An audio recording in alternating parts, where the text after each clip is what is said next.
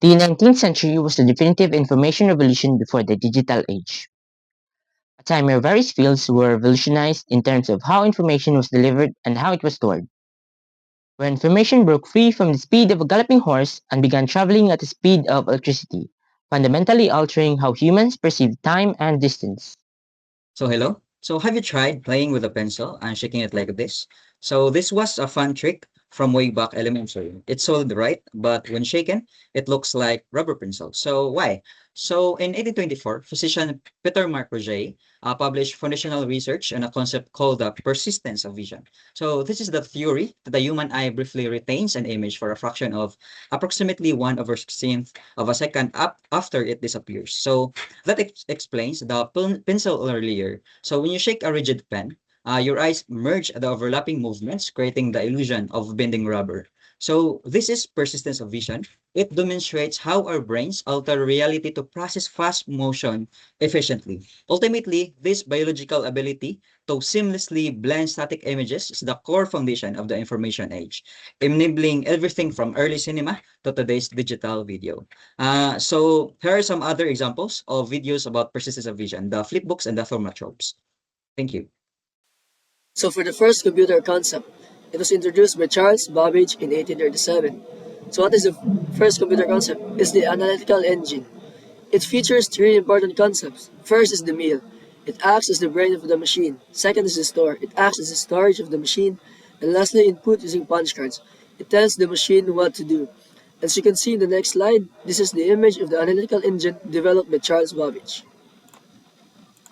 Next is the first computer program. It was published by Ada Lovelace in 1843, who worked with Charles Babbage. It is designed to calculate Bernoulli numbers using Charles Babbage's theoretical analytical engine. So the impact of Charles Babbage was to publish the first computer program. And on this image, this is the first computer program that was published in the history. And by the way, Ada Lovelace is the first computer programmer. Imagine a world where a message could only travel as fast as a horse could gallop. In 1837, that reality changed forever with the invention of the electric telegraph in Great Britain and the United States. Before this, we relied on semaphores, or visual signals like flags or lights that you had to see to believe. But electricity changed the game. It allows us to send thoughts across wires almost instantly. It all culminated on May 24, 1844, when Samuel Morse sent the first long distance message from Washington, D.C. to Baltimore. His words, "What hath God wrought?" With those four words, the era of instant global communication was officially born. This invention laid the groundwork for the modern internet and all instant communication we use today. So during the 19th century, communication expanded beyond text into visual forms. Inventors began experimenting with capturing and projecting motion, changing how information was shared and understood.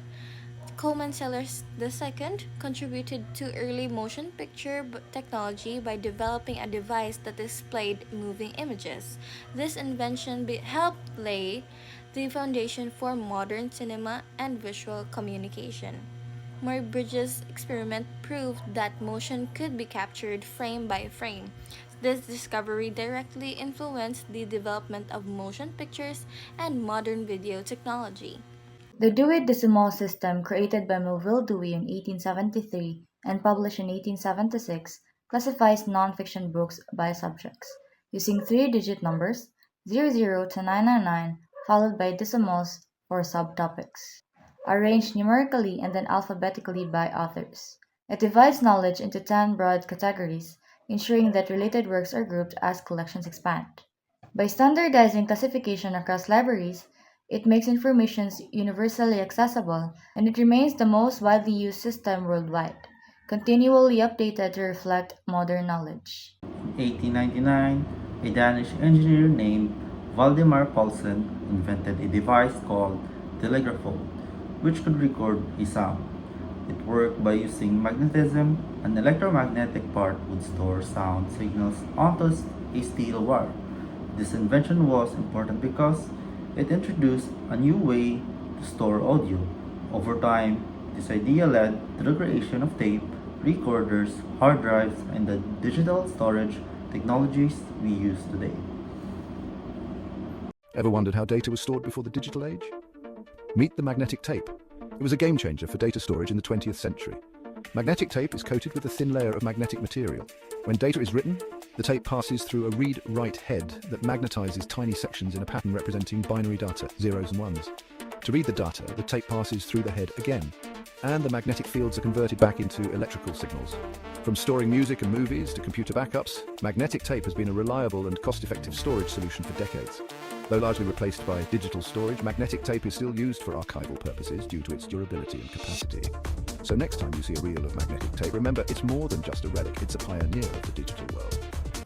Looking back at these milestones, it's clear that the 19th century was the moment information broke free from its physical limits.